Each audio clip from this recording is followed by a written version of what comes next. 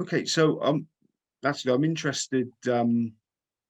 It's a little bit mirrors what's going on in the UK, but it doesn't seem to be less people at the races, just less people betting with the bookmakers. So, what sort of people still bet with you on course? A lot of stable money still comes on course. So, strappers, trainers, owners, all that kind of stuff. Yeah, they'd still like, collecting the cash if they have a winner and, obviously slinging someone that's given them a tip or something like that. So, So, would you say that the money that you have to deal with is the livelier sort of money? Do you have to be sort of careful with it? You recognise faces and respect some of yeah, that money. quite sharp. Nothing's like easy these days. You've got professional punters and stuff like that still go to the track. You've always got to be wary about who you're betting them and how much you're betting them, how much you're standing them, and making sure that you haven't not seen the price go off on Betfair and you've still got it up on the board, and they're just trying to stick it up you, as we call it. So, you said that when you first started, you were going to probably two meetings a week more than you do now. Are some meetings sort of that you turn up at still almost unworkable? Other times where you say, this is pointless and pull up before the end. Yes, there's a lot of meetings these days that are a waste of time. There's some probably about an hour out of Melbourne that they you've probably got 6 or 8 bookmakers, and that's just not the cash. It's not really feasible to run the license on those days. So sometimes you're better off cutting back and yeah.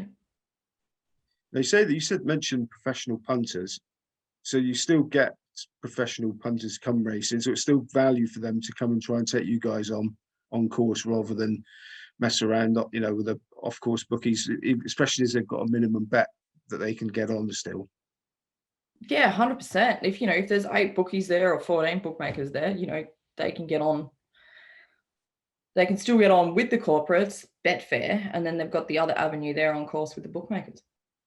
So, are the minimum bet rules, do they apply to you guys as well? Have you got to lay somebody a bet if they come up and want one? Yeah. So And in the country, we've got a bet to win 1,000, and in the city, it's if you're on the rail, it's to win 3,000. right, and is there somebody that enforces that? Yep. So that it'll be the betting stewards that enforce all that. Okay, so going back to the bowler account, are you a punter yourself? Oh yeah, of course. Yeah. And are you a You've got. You're a winning punter? Well, I don't like to blow my own trumpet, but I wouldn't bet if I didn't win off it. That's for sure. Okay, so give us a bit of an insight into how you sort of win it. Do you study form, or do you get your card marked, or is it a mixture of the two, or do you follow the hot money in? I follow the hot money in. Yeah, I can't stand doing form. Um, I'm a drinker as well, so I couldn't stand the day before the races sitting there doing 8 days of form. I'd rather go to the pub and have a few beers and a palmer with the mates. So yeah, I just watch prices going off. I did a economics and finance degree at uni, which taught me a lot about market moving and stuff like that, and you know experience as well. Kind of you can tell when a price is about to go, when it's going off. Yeah, and it was interesting that you mentioned that other bookmakers sort of jump off and have a bet if the price has gone on Betfair, whereas they Yeah. quite whimsically call it over here the machine. But most of the bookmakers are absolutely pinned to it, so they're as quick as the machine is. In fact, we got software over here that when the price changes on the exchanges, it changes automatically. Have you got anything like that yet? Oh, we do. We've got about 3 racing systems down here that you can use, or bookmaker systems. Yeah, one actually does that as well. I don't have that. I think you get a little bit lazy if yeah, you're relying on a computer to tell you when Betfair's going off. You should be watching it yourself, I think. Okay, so your bets would mainly be done on course with other bookies. You sort of spot the money on course. Is that how it works, or do you bet off course as well for your own personal hunting? Yeah, no, bet off course as well. Yeah, obviously I can only get on for the minimum bet laws as well, but yeah, if you're quick enough, you can get the corporates. And yeah, if you miss the Betfair price, you can always probably get an on-course bookmaker as well.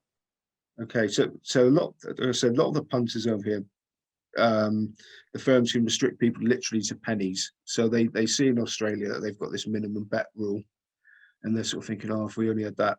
But does the fact that you've got to be laid mean that the value's not there? Do they price up extremely defensively, so to massive margins to counteract that?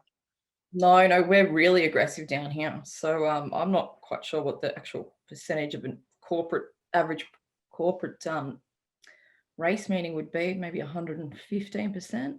Down here, we get down to about 105 because we're really, really aggressive, and each bookmaker is trying to top each other's price. And so does that mean that you've got to have an opinion on a race and not just try and make a book?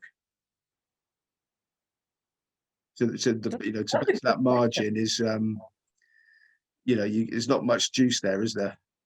No, there's not. But I don't think it's more. I think it's all just to Betfair, to be honest. If Betfair have got 11.50, we bet $11.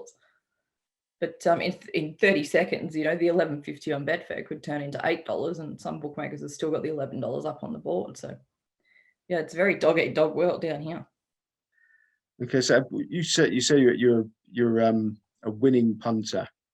That there seems to be quite a lot of professional punters in Australia. It's very difficult to find at least one that want to talk to you over here. I've had a few, but they're quite reluctant. But I've spoken to quite a few in Australia. Do you think it's an easier environment for a punter with the Australian bookies?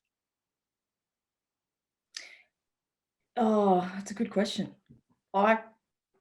It used to be 10 years ago. But these days, with this minimum bet law and stuff like that, and the corporates, you've got to put a name down to an account. So it can be a little bit harder, I think, in the last few years. And if somebody had one of these bowler accounts and it was rumbled that it was a bowler account, if the corporate bookmakers, if they got a right to stop payment on that, if you've got to be extremely careful if you were putting somebody in for you? Yeah, they do have a right to stop payment and stuff like that, because it's technically not allowed. But the bowler account, it could last one bet, it could last 10 bets, 50 bets. Usually those accounts get closed pretty quickly these days. Be lucky if it lasts more than a day.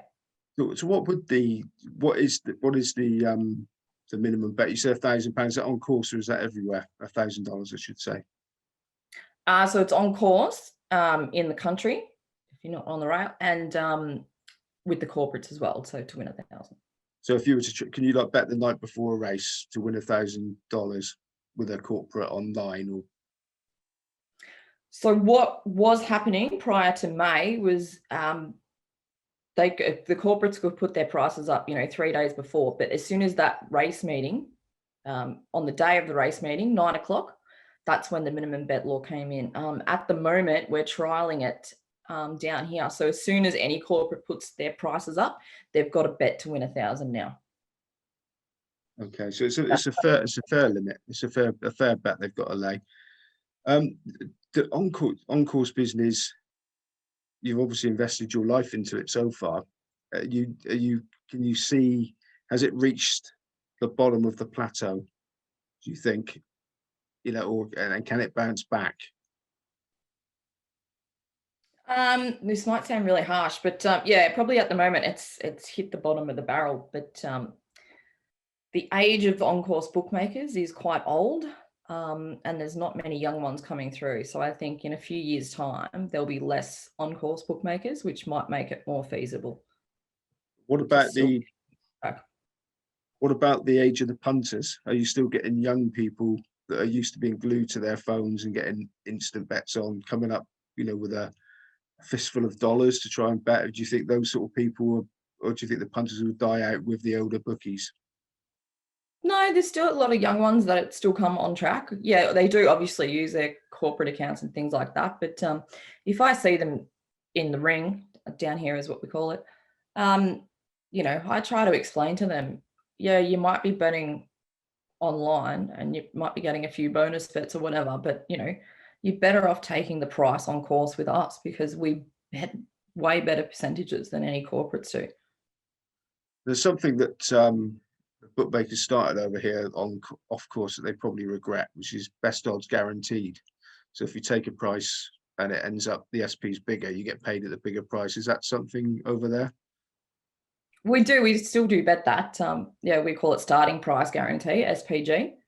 But you've got to ask for it. That's the thing. And we also bet top fluck. So that is, we've got this fluctuation. So it's about 20 minutes before the race.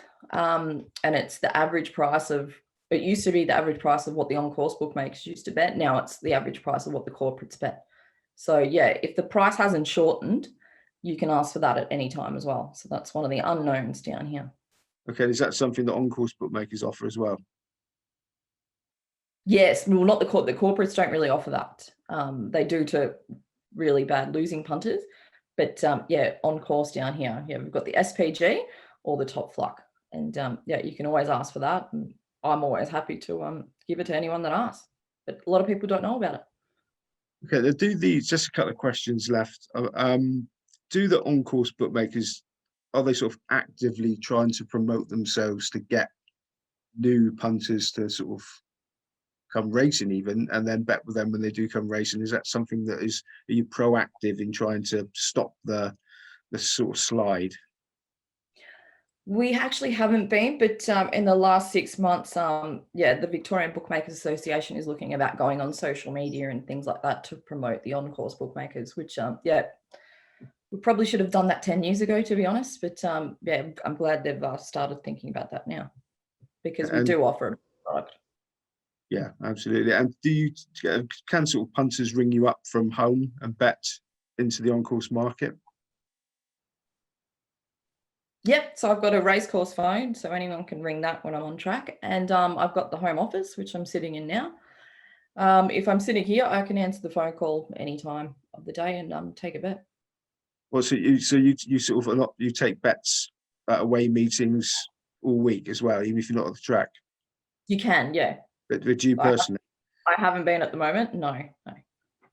Okay, so just finally, it seems like you're quite positive about things, even though they've sort of slid a bit. But how do you see the future of on-course bookmaking in Australia? Is it something that you can still be doing in 30 years' time, do you think?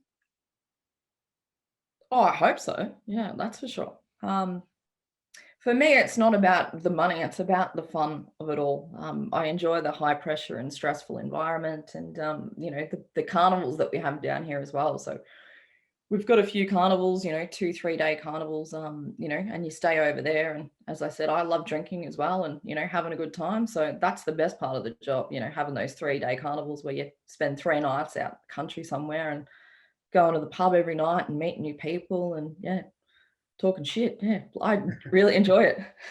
But, yeah, hopefully I will still be doing it in 30 years' time. I'm probably going to be quite old by then. But yeah, even if I lose every day, I'd probably still go, to be honest, because it's just so much fun.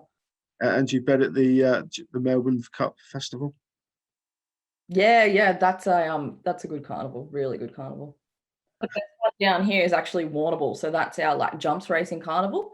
Oh, yeah. We had that a couple of weeks ago, so that's it's about 2 hours and 45 minutes from Melbourne, so it's down on the water in May, where it's absolutely freezing cold, and we get massive crowds down there, and you know the whole town's just booked out with accommodation, and you know you've got to have a 12-month booking to even probably have dinner in the joint down in Warrnambool. Everybody loves it. Yeah, it's a massive 3-day jump carnival, and yeah, it's a real hoot.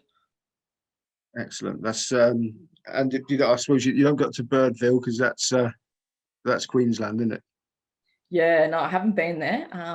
I heard it's pretty rough, camping wise and stuff like that. The dirt and I don't think that'd be my cup of tea.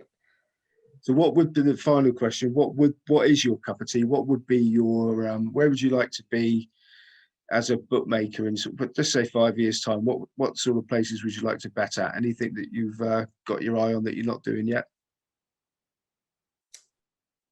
Look, I do a lot of carnivals down here, but my actual favorite thing as well is to attend other carnivals in different states. So I've done the Cairns Amateurs, Darwin Cup. So I'd like to attend a few more little carnivals like that as well. So I'm planning to go to Grafton in July. So that's a 2-day carnival in northern New South Wales. But yeah, in 5 years, I hope to tick a few more off the bucket list to attend. Brilliant. Well, Natalie, thank you ever so much for giving us your time. Natalie Hinkley, thank you very much. No worries, thank you.